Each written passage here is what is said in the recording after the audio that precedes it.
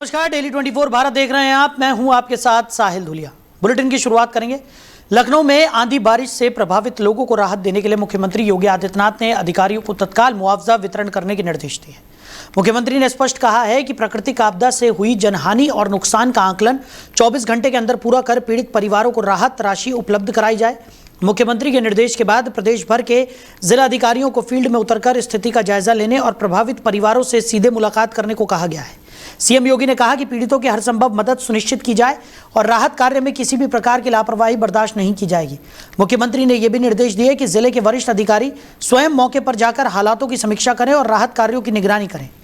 राहत आयुक्त कार्यालय से प्रदेश के सभी जिलों की स्थिति पर लगातार नजर रखी जा रही है। प्रदेश सरकार की ओर से प्रशासन को निर्देश दिए गए हैं कि आंधी और बारिश से प्रभावित लोगों को तत्काल सहायता उपलब्ध कराई जाए ताकि किसी भी पीड़ित परिवार को परेशानी का सामना न करना पड़े। वहीं बहराइच जिले के कैसरगंज क्षेत्र स्थित दयालपुरवा इलाके में उस समय सनसनी फैल गई जब 7 वर्षीय मासूम बच्चे का शव घर से कुछ दूरी पर खेत में खून से लथपथ हालत में बरामद हुआ। मृतक की पहचान धनंजय उम्र लगभग 7 वर्ष के रूप में हुई है। घटना की जानकारी मिलते ही परिवार में कोहराम मच गया और पूरे गांव में मातम का माहौल फैल गया। मासूम की संदिग्ध परिस्थितियों में हुई मौत के बाद इलाके में दहशत और आक्रोश दोनों देखने को मिल रहे हैं। मृतक के चाचा विजय कुमार ने बताया कि गांव के ही एक व्यक्ति से पहले से जमीन को लेकर विवाद चल रहा था। परिजनों का आरोप है कि उसी रंजिश के चलते बच्चे की हत्या की गई है।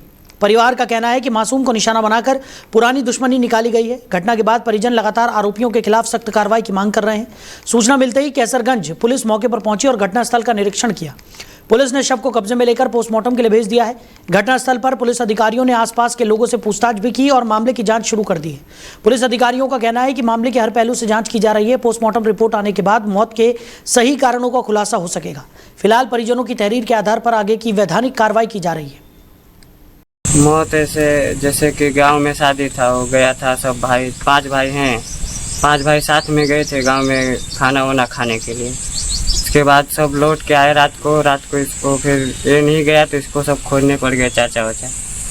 तो खोजने से नहीं मिला तो सुबह फिर 5 बजे जग के उनको लगा कि कहीं खाओ ना खाओ के सो गया होगा। तो फिर सुबह में 5 बजे जग के खोजने गए तो एक औरत गांव के गई लैट्रिन करने, तो सरपत होता है उसमें उसका सब मिला। सब जैसे कि मुंह भर पेट भर सब मिला था। पेट ऊपर था, फिर गर्दन ऐसे कटा है, ऐसे झूला था। किस चीज से गर्दन कटी थी, क्या लगता है? गर्दन हमें लगता है कि चाकू लगा है, जैसे चाकू यहाँ का बना हुआ है। अब ये तो शायद मेरे को नहीं मालूम है कैसे क्या हुआ। अब देखे नहीं तो हम कैसे बोल सकते हैं ये काटा है वो काटा है। ये झगड़ा हुआ था, गांव में ही हुआ था झगड़ा? गांव में भी झगड़ा हुआ था। फिर गए थे रिश्तेदारी में, थोड़ा झगड़ा हुआ था। तो किस पे शक है तुम लोगों का? शक हम किस पे बताएं? जैसे 2-3 झगड़ा हुआ था तो किस पे हम शक कर रहे कि यही काटा है। किस गांव का मामला है ये? दयालपुरवा का, दयालपुरवा मझारा तोपली। दयालपुरवा मझारा तोपली, थाना कैसरगंज, पखरपुर। क्या नाम बच्चे का?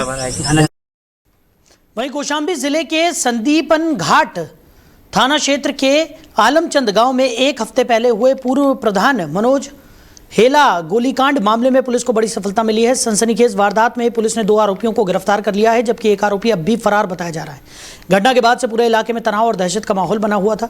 जानकारी के अनुसार पूर्व प्रधान मनोज हेला को गांव में हमलावरों ने गोली मार दी थी, जिसके बाद आरोपी मौके से फरार हो गए थे।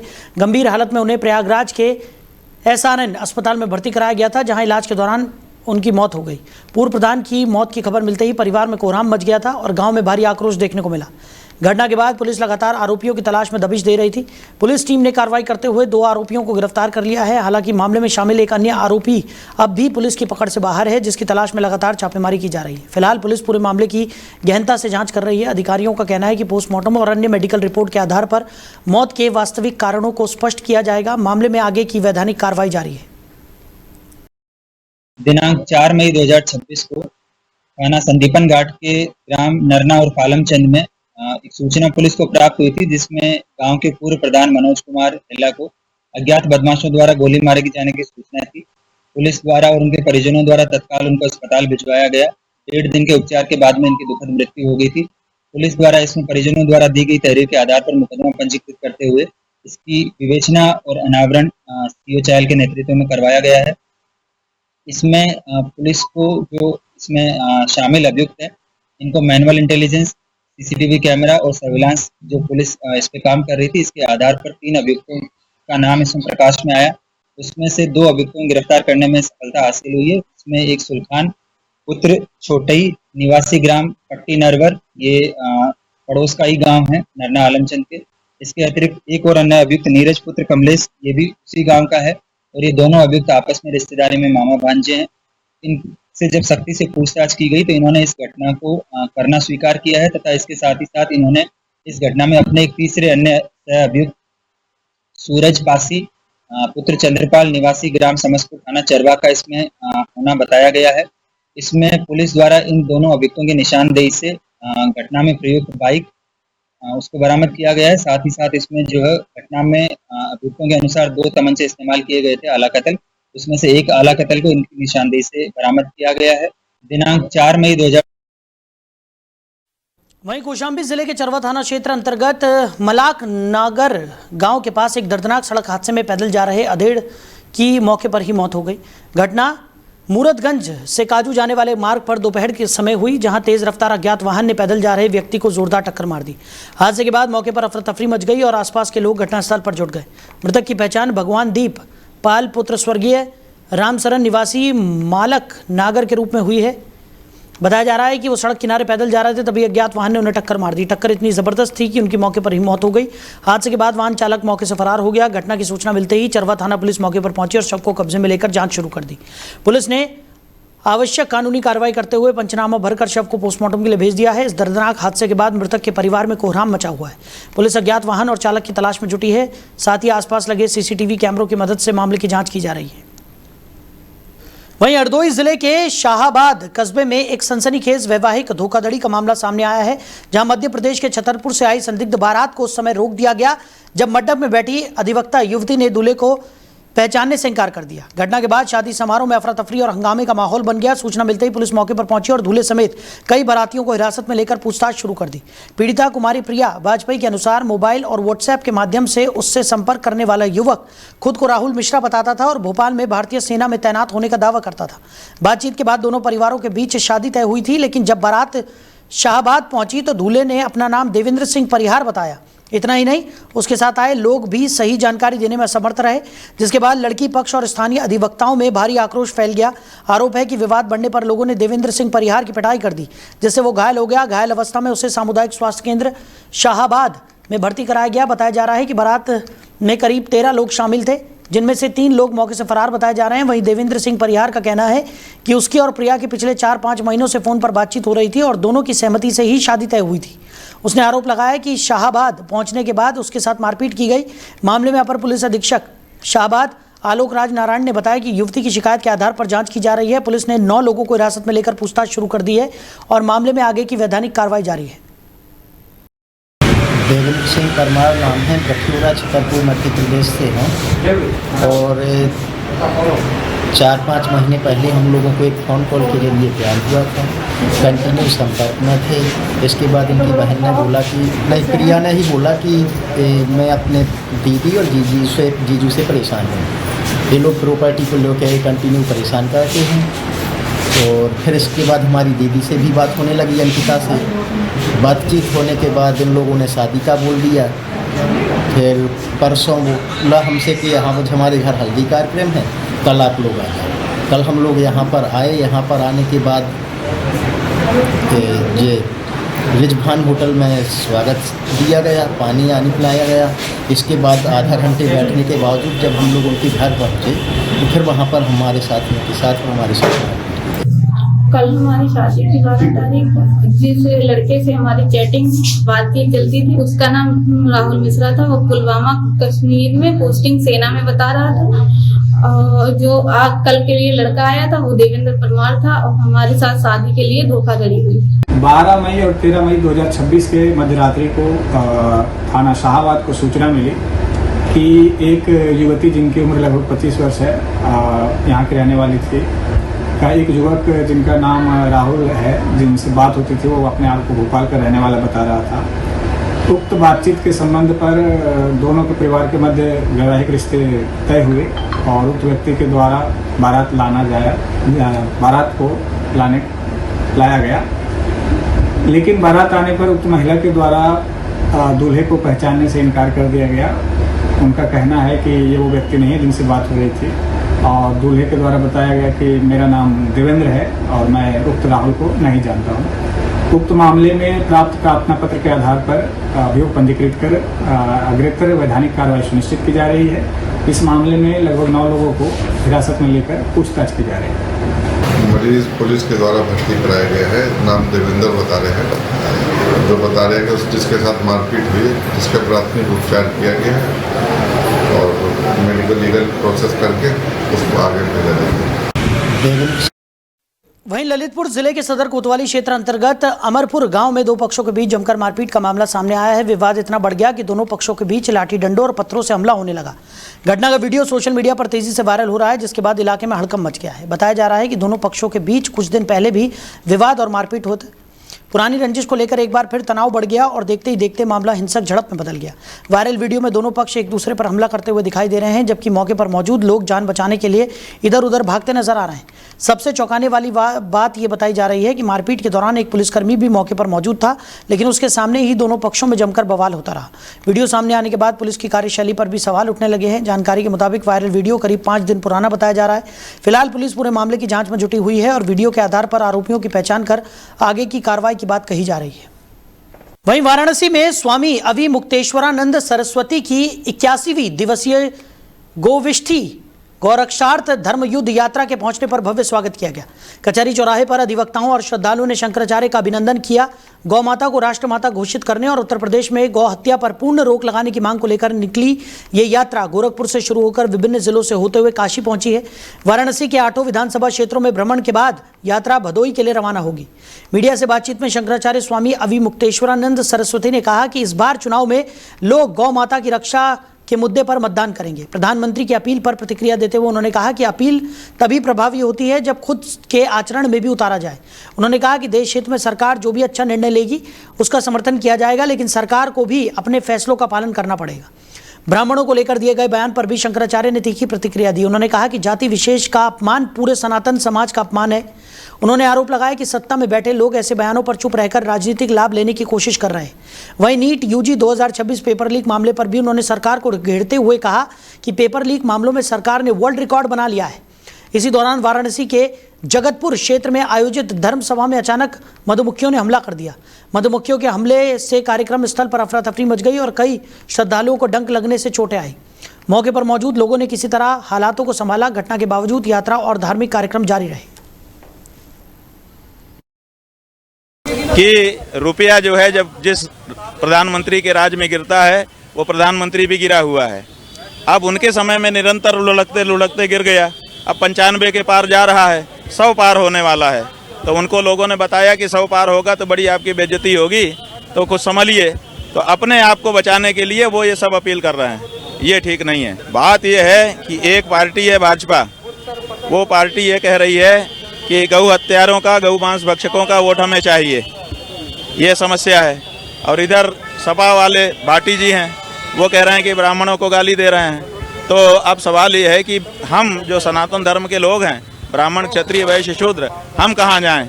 इसलिए अब हमको अपनी राह चुननी पड़ेगी, ऐसा लगता है। बात यह है कि जो सत्ता में पार्टी बैठी है उसने क्यों नहीं कहा कि खबरदार ब्राह्मणों को अगर तुमने कहा तो जबान खींच लेंगे।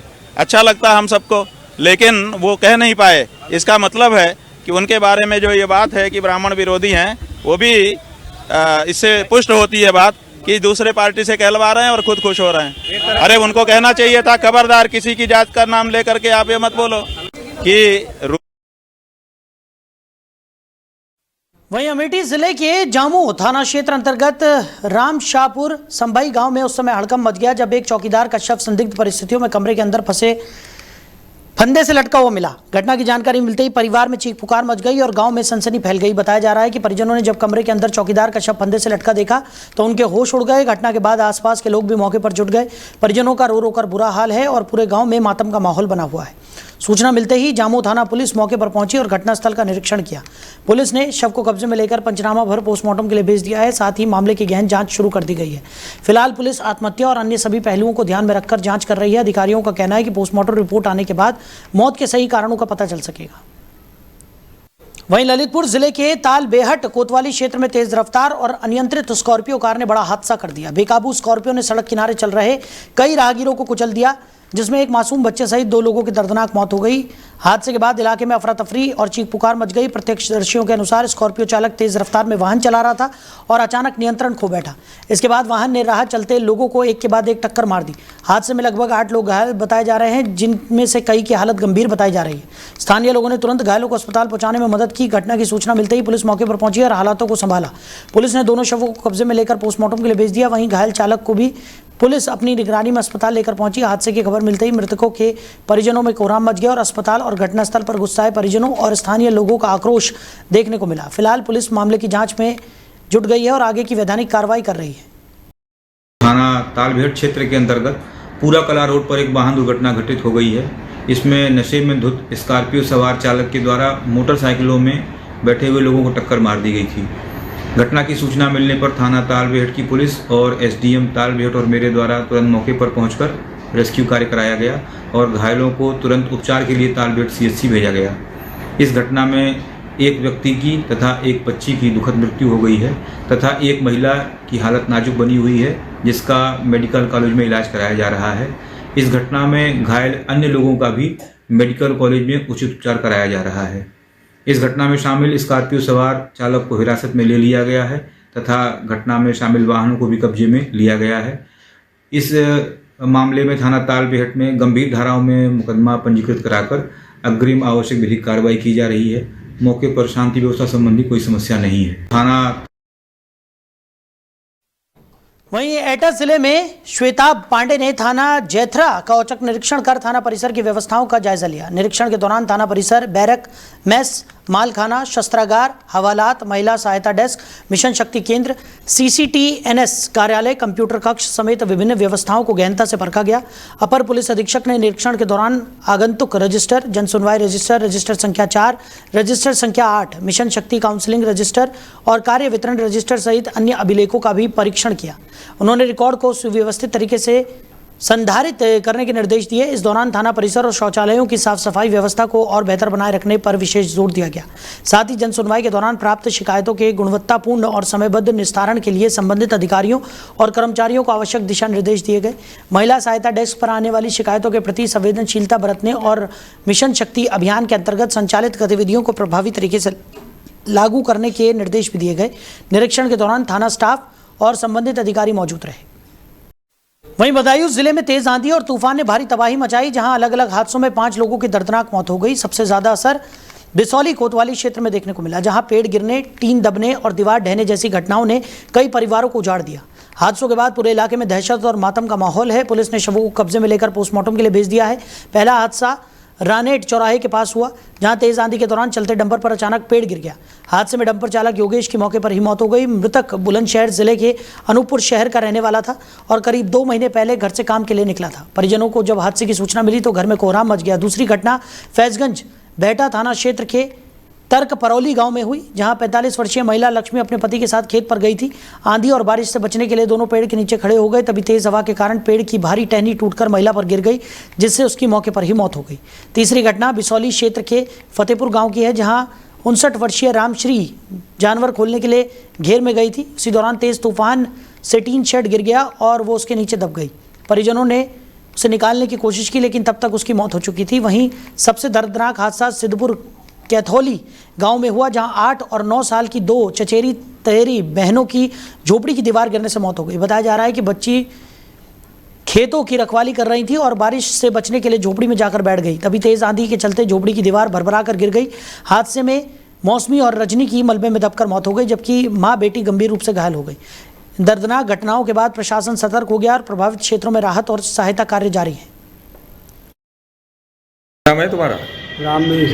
कहाँ के रहने वाले हो? तरफ परौली। ये क्या मामला है जो तुम्हारे छोटे भाई की पत्नी की मौत हुई? छोटे भाई की पत्नी और छोटे भाई और लड़की खेत में मेहनता में काम करने गए साहब। आंधी आ गई तो पेड़ के नीचे बैठे तो उनकी पत्नी के ऊपर मतलब डुब्बू टूट के गिर गया, बाकी नहीं से दब गई। अच्छा, मौत हो गई? मौत है गई हाल ही। क्या नाम था इनका? इनका लक्ष्मी।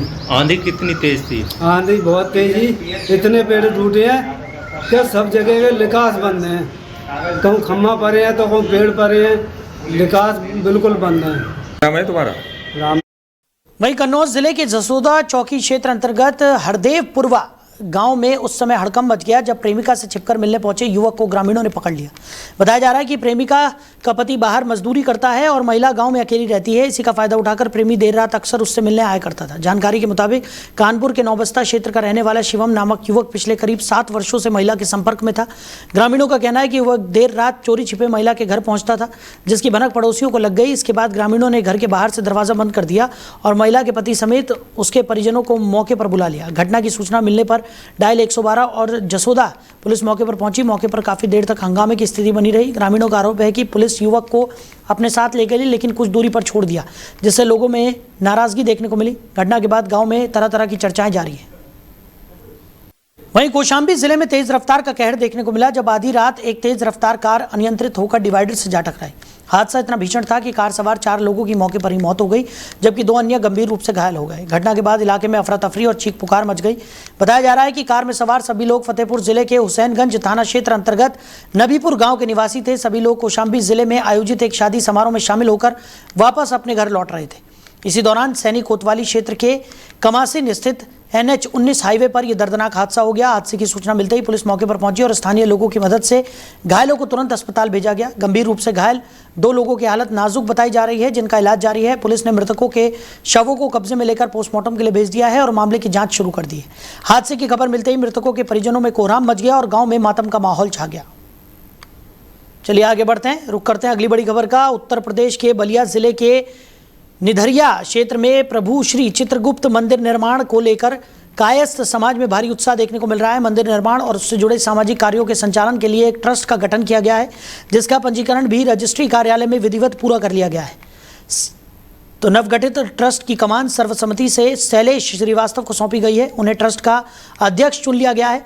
वहीं बलिया नगर पालिका के नेता अभय श्रीवास्तव ने खुशी जाहिर करते हुए कहा कि प्रभु श्री चित्रगुप्त कायस्थ समाज के कुल देवता हैं और वर्षों पुराना मंदिर निर्माण का सपना अब साकार होने जा रहा है। ग्राम सभा निधरिया बलिया में अखिल भारतीय कायस्थ महासभा द्वारा यह और ग्राम के समस्त कायस्थ समाज के लोगों द्वारा एक चित्रगुप्त भगवान का भव्य मंदिर का निर्माण किया जा रहा है, जो कि दिनांक 23 अक्टूबर 2025 से कार्य चल रहा है, अनवरत कार्य चल रहा है। जिस मंदिर का आज माननीय रजिस्ट्रार महोदय द्वारा रजिस्ट्रेशन किया गया और हमारा ट्रस्ट आज से रजिस्टर्ड हो गया है। तो ये ट्रस्ट आपका किस तरह का समाज सेवा में काम करेगा और मंदिर को लेकर किस तरह का संगठन का विस्तार होगा? तो हमारी समिति है और ये ट्रस्ट है, ये समाज हित में कार्य करने के लिए बनाया गया है। जैसे कि सबसे पहले तो इसमें हम लोग की प्राथमिकता कायस्थ समाज के लिए है। कायस्थ समाज के लोगों को हम लोग जहाँ भी मदद कर सकते हैं, जिस तरीके की सेवा कर सकते हैं वो करेंगे। उसके अलावा कायस्थ समाज के अलावा भी अन्य जो भी समाज में गरीब दबे पिछले लोग हों या जो भी ऐसे ज़रूरतमंद लोग हों जिनकी हमारी संस्था मदद कर सकती है, हमारी संस्था बढ़ चढ़ के मदद करेगी। आज हमारे सबसे बड़े कुल देवता चित्रगुप्त जी महाराज का सबसे भव्य मंदिर जो है निधरिया में स्थापित हुआ है, जिसका ट्रस्ट आज हमारे राष्ट्रीय कार्यालय बलिया से इसका रजिस्टर्ड हुआ है, जिसका अध्यक्ष हमारे शैलेश श्रीवास्तव जी नियुक्त हुए हैं, जिनको मैं आज करा के इनको सर्टिफिकेट दिया। तो मंदिर निधरिया में उसका मंदिर बना, उसका ट्रस्ट का रजिस्ट्रेशन हुआ है समाज के लिए। गरीबों को जो भी मदद होगी वो काम होगा, कहीं शिविर लगा के चाहे कोई भी काम जो ट्रस्ट के माध्यम से होगा उसको किया जाएगा। खुशी है आप लोगों को? बहुत खुशी है, समाज के लिए बहुत बड़ी। तो फिलहाल इस बुलेटिन में मेरे साथ इतना ही। आप बने रहिए और देखते रहिए डेली 24 भारत। नमस्कार।